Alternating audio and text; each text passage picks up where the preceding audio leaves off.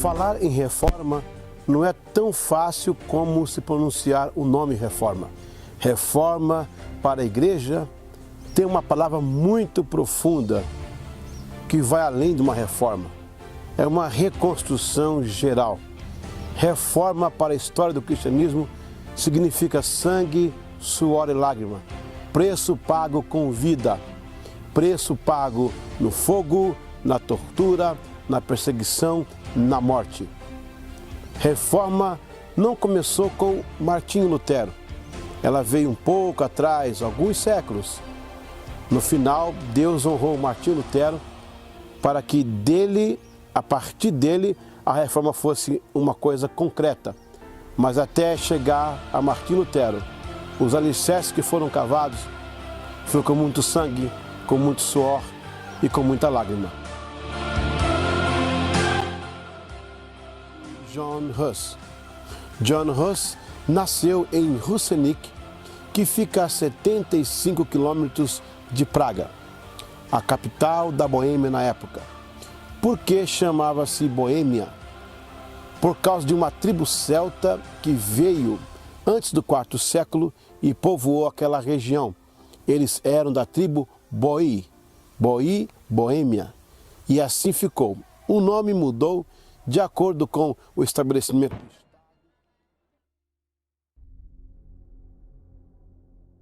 Chega hoje como Praga, que é capital da República Tcheca. Antigamente era Tchecoslováquia. Depois houve a separação, ficou República Tcheca. Praga ainda existe. É uma cidade bem grande, famosa e com muita ascensão.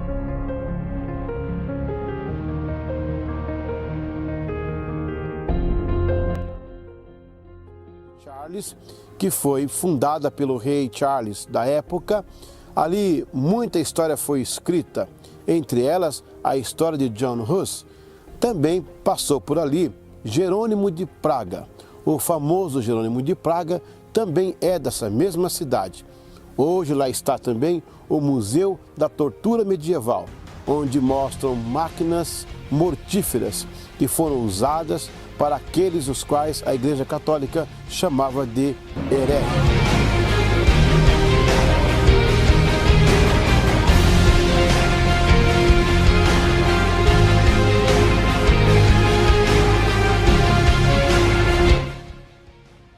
Até a morte e não abrir mão daquilo que ele prega ou fala. O que faz de um homem até o fim da vida entregar o seu corpo numa fogueira e não arredar 1 centímetro daquilo que ele tem pregado. Pois exatamente nesta capela, John Hus pregou em 1402. Ali em cima daquele púlpito que está atrás de mim, ele subiu com a autoridade de Deus para começar a reforma. John Hus foi amigo de Jerônimo de Praga. Jerônimo de Praga, daqui de Praga, da cidade de Praga, foi um estudante de Oxford. E o Jerônimo de Praga foi o canal de Deus para trazer para John Hus as pregações e os livros e os escritos de John Wycliffe. Se John Wycliffe é considerado pela história da igreja como a estrela da manhã da reforma, este brilho da estrela veio até John Hus e iluminou Lutero.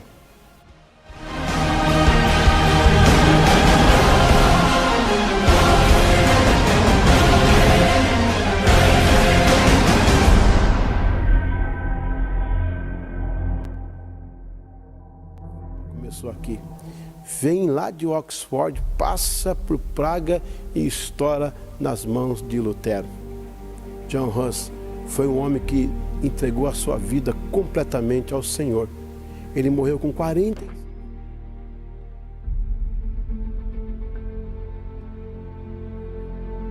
Em 1391, quando John Hus já tinha 22 anos. Ele nasceu em Husinec, daqui a 75 quilômetros.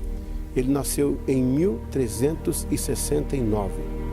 Tornou-se professor e reitor da Universidade de Carlos. O rei Carlos IV foi o que fundou a universidade, por isso leva o nome dele.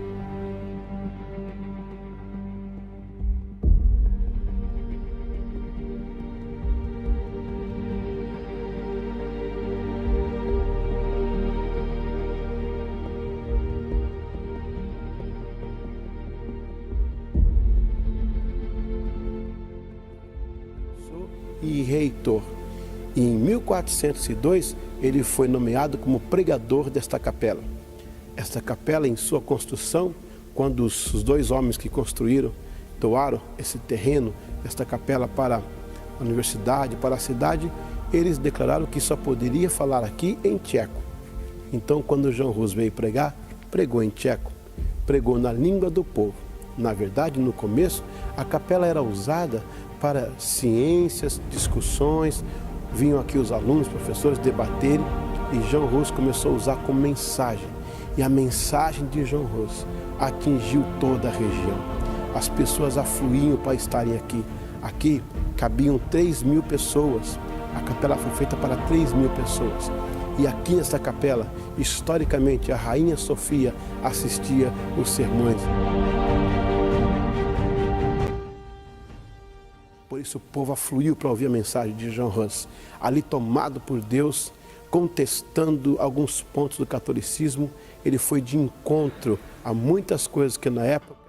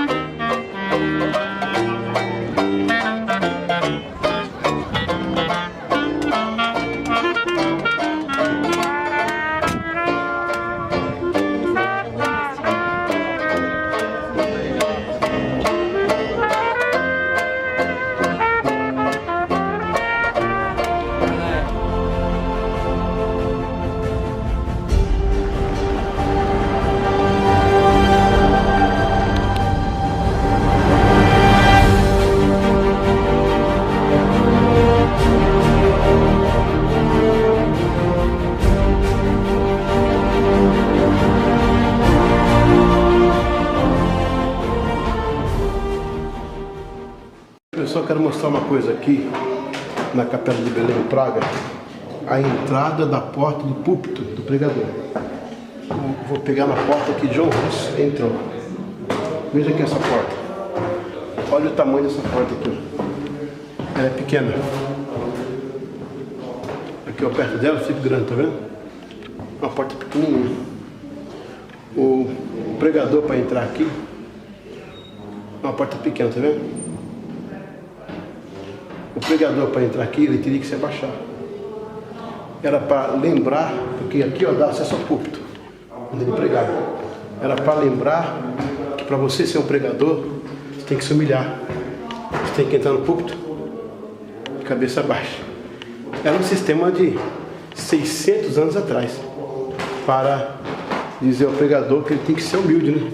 Quando chegasse ali, ele fosse mais humilde. Interessante.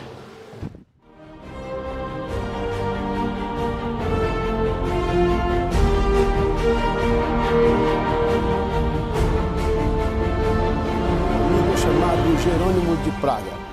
Jerônimo vai estudar em Oxford. E lá em Oxford, ele tem contato com os escritos, os artigos, as homilias de John Wycliffe. John Wycliffe, também na mesma época, é um que está também cobrando os desvios da supremacia papal, o alto clero, os privilégios sacerdotes, o ouro da igreja, e assim a lista interminável, a cobrança teológica, por exemplo, o sacerdócio universal. E assim vai.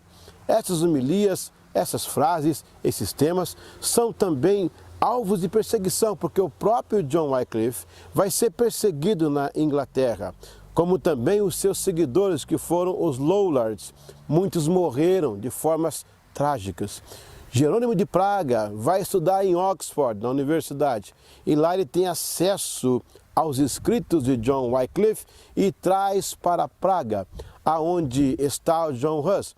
John Hus e Jerônimos são contemporâneos, com a diferença de 10 anos um do outro, sendo John Hus mais velho. Jerônimo traz essas cartas, e isso encanta o coração de John Hus. John Hus já havia muita coisa que ele contestava na sua época. Ele chegou a ser professor e também reitor da Universidade de Charles, que foi uma universidade fundada pelo rei Charles da época. Jerônimo traz esses escritos, leva para a Praga e John Huss começa a beber nesta fonte, somando com aquilo que ele já cobrava, e isto veio coroar o seu erro.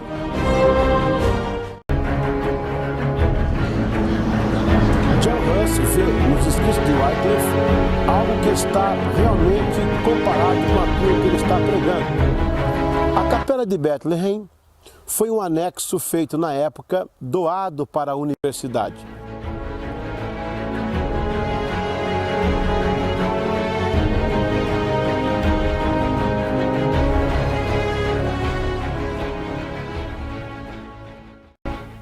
Portanto, as mensagens de John Huss começou a impactar toda uma comunidade. Pessoas vinham de todas as regiões, em carroças, em cavalos, a pé, para assistirem às pregações de John Huss. Na Capela de Bethlehem havia uma porta que fica atrás do púlpito, pequena, e quando o pregador ia entregar a homilia ou falar a verdade de Deus, ele abaixava a cabeça para entrar. Aquilo era uma pequena cerimônia ou um pequeno ritual, podemos dizer, para que o pregador lembrasse que ele precisava se abaixar ou ser humilde antes de entregar uma mensagem ao povo. Era tão forte a mensagem de John Huss que o rei Venceslau IV, rainha Sofia, nobres da época, afluíam para aquele local para ouvir as mensagens. Ele pregou de 1402 a 1412. A partir de 1412, ele foi inquirido e foi começar a ser questionado pelo que ele pregava. Mas, na verdade, o que John Huss pregava? Entre muitas coisas que ele pregava, ele cobrava a simplicidade do Evangelho, a volta do Evangelho para a simplicidade, ou a volta do Evangelho para as sandálias, porque naquela ocasião Roma já estava com um poder tremendo. Lembrando que no ano 800 vai acontecer o Império Sacrosanto, com Carlos Magno. A partir de então, a Igreja Católica assume uma posição de supremacia. Ela tira reis, coloca reis, ela coroa, tira coroa. Ela parece-me que exerce uma função suprema sobre todo o planeta. E ali tem uma voz sozinha em Praga que está dizendo alguma coisa. Wycliffe, ele também pregou muito. Ele morreu de embolia pulmonar, mas os seus seguidores, os lollards, pagaram um preço muito alto. Os lollards morreram por amor à causa com que pregavam. Isso também vai ecoar para John Huss. Dizem que Lutero é o príncipe da Reforma, ou a estrela da manhã. Seja qual o nome que você queira dar para Lutero, ele tem os seus méritos e os seus devidos louros. Mas se alguma coisa aconteceu com Lutero, certamente passou primeiro por John Huss, que veio de Wycliffe. E Wycliffe ouvia ecos do passado, quando ainda nos primórdios da igreja, logo após a era patrística, alguém também já cobrava algumas coisas erradas que a Igreja Católica estava fazendo.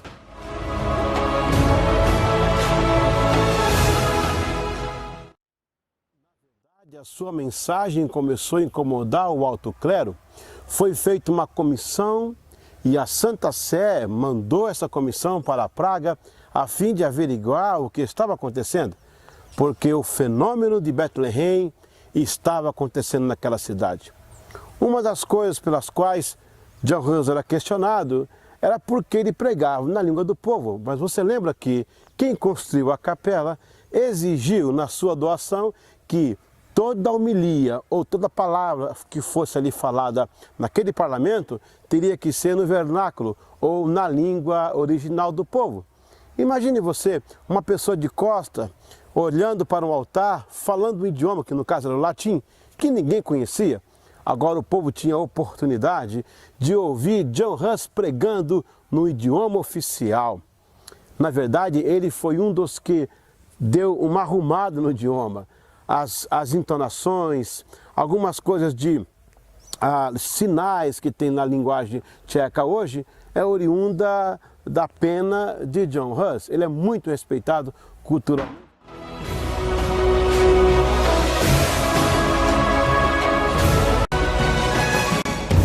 Então, aquelas pessoas passavam a ouvir verdades da Bíblia em sua própria língua. Eu me pergunto e pergunto a você, qual era o medo da Igreja Católica em querer que os seus sacerdotes pregassem ou lessem a Bíblia?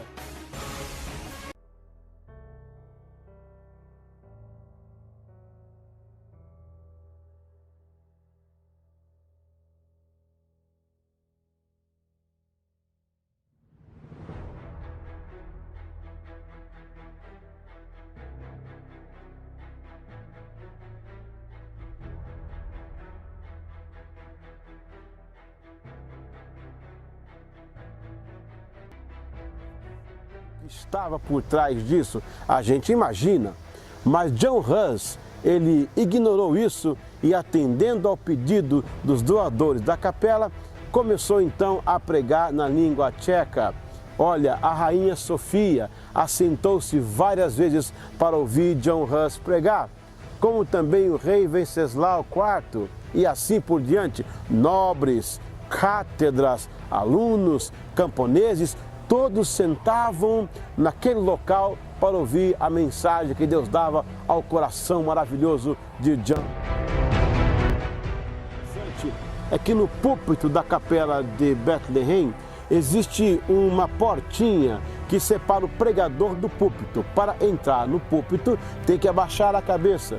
John Hus mandou fazer essa porta para que os pregadores soubessem que para entregar a mensagem de Cristo deveria primeiro ser humildes para depois.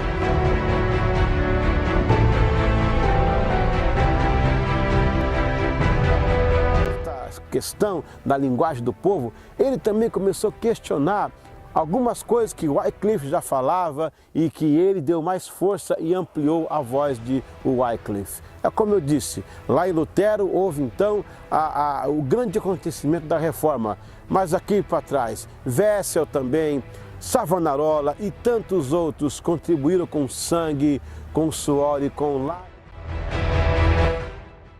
Que John Hus pregava, ele foi questionado como que uma pessoa comum fala com Deus. Então ele cita o versículo que diz que não há outro mediador entre os homens e Deus a não ser o próprio Jesus Cristo. E com relação a isso, qualquer pessoa que amasse a Deus, servisse a Deus, poderia falar com Deus. A Comissão Católica veio até Praga para questionar, fez uma pressão política em cima do rei.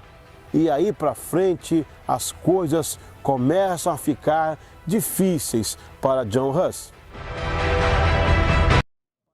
A noite chegou para John Hus. Ele era muito querido pela comunidade. As pessoas choravam, as pessoas sentiam, as pessoas se comoviam com as suas palavras porque vinha direto do trono de Deus. O coração de um jovem inflamado pela palavra e a oportunidade de estar pregando na língua daquele povo. Como foi para John Hus ver tantas pessoas sendo edificadas? De fato, a comunidade inteira espalhou-se a notícia desse pregador. Depois da sua morte vai acontecer a Revolução Russita, porque se a Igreja Católica soubesse, não teria queimado o vivo na fornalha, nem tão pouco na fogueira, nem tão pouco matado, teria preservado a vida, porque depois que ela mata John Hus, ela cria um grande problema para si. Os hussitas começam a vir e questionar, e a força é maior. A voz que era sozinha de John Hus toma agora todas as vozes daquele reino. Certa vez John Hus chegou para pregar e a igreja estava fechada, o templo estava fechado. E disseram para ele, olha, você não pode mais pregar aqui. Existe uma proibição da Santa Sé e você não pode mais pregar. John Hus conseguiu um salvo-conduto do rei Segismundo e foi se apresentar ao concílio em Constance, que acontecia na Alemanha. Em 1412, ele é recebido pelo concílio. E por mais que ele defendesse suas teses e provasse biblicamente e mostrasse, ele cobrava dos doutores do Evangelho, vocês sabem do que eu estou falando. Mesmo assim, não quiseram ouvi-lo. Mesmo assim, preferiram matá-lo. Mesmo assim, não deram ouvidos à sua voz.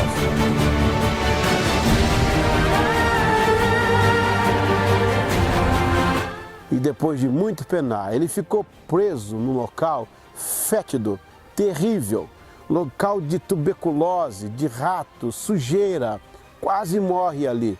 Enquanto isso, o povo alimentava a esperança de ouvir mais uma vez o pregador, mas não conseguiu.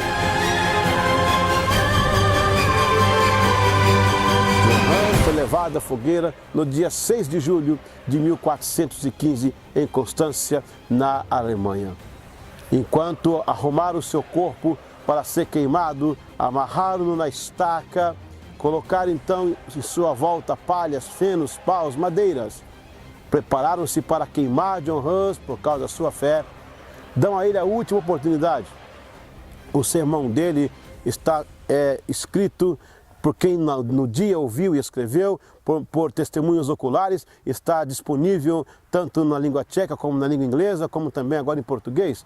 Mas de fato algumas frases que ele fala marcou aquele momento. Ele diz: vocês matam a minha carne e queimam o meu corpo, mas não podem matar a fé que está dentro do meu coração. Foi-lhe dada a oportunidade para se retratar e parar com aquela doutrina.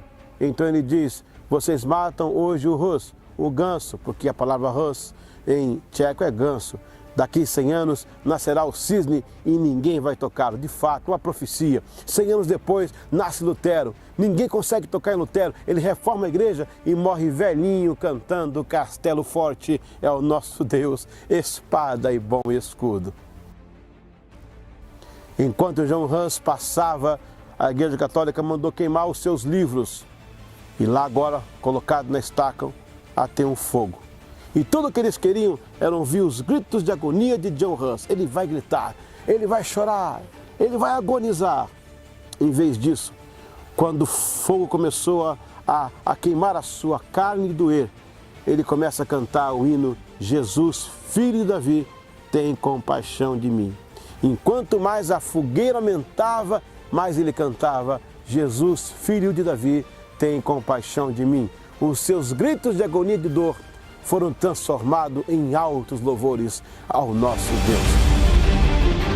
John Hus morre, ele só para de cantar quando finalmente as chamas envolvem o seu corpo. E ele deixa este mundo e entra na glória cantando Jesus, e o próprio filho de Davi vai encontrá-lo nos lugares celestiais. A voz dele não foi queimada com uma fogueira. A voz dele continua ecoando por este mundo afora. Onde houver um pregador, uma pregadora destemida, que não tema fogueira, que não tema mentira e que fale a verdade, que lhe custe a vida, mas que seja um exemplo para que a geração não sofra e que essa chama, essa tocha não se apague em nossos corações.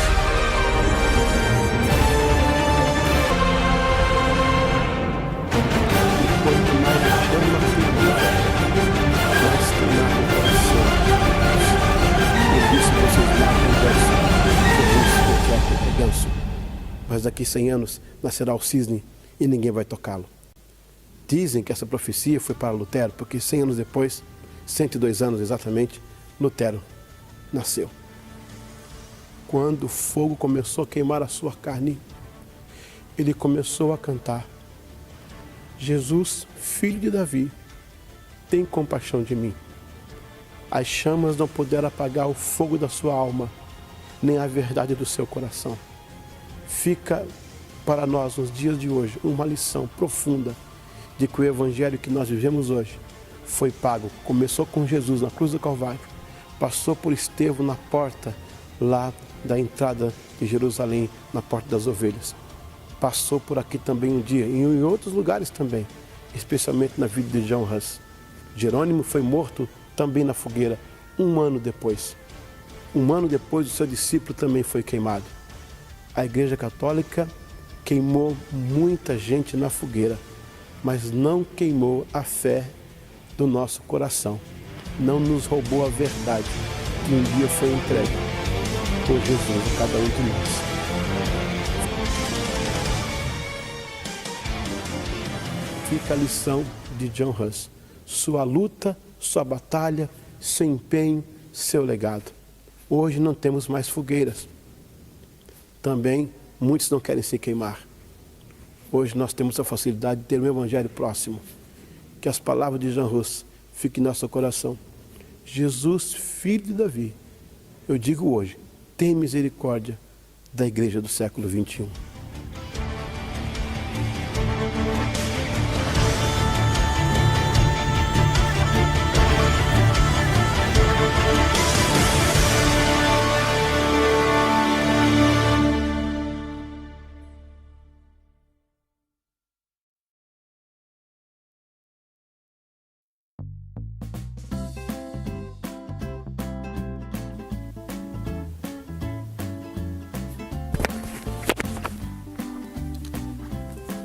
Quando ele começou a pregar em tcheco, ele contrariou a ordem católica de fazer os cultos na missa, de fazer os cultos ou missa em latim.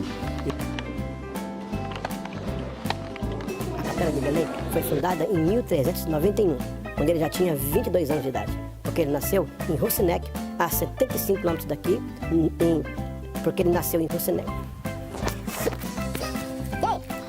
Isso aqui é profissional, hein? John Hus foi levado à fogueira no dia 6 de julho de 1415. Parece então que a noite chegou para John Hus. John Hus era muito querido pela comunidade.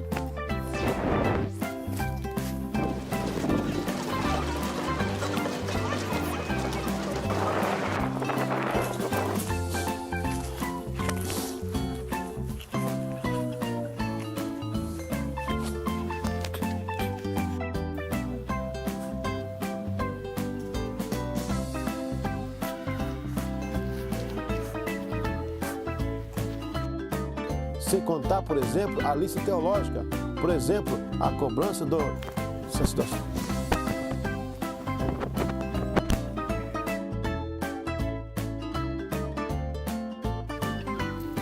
A Capela de Belém. Vamos falar um pouco, o que faz o homem sofrer até a morte. Na verdade, a reforma começa por aqui. Lá em Oxford, passa por aqui e explode na Alemanha nas mãos de Hitler.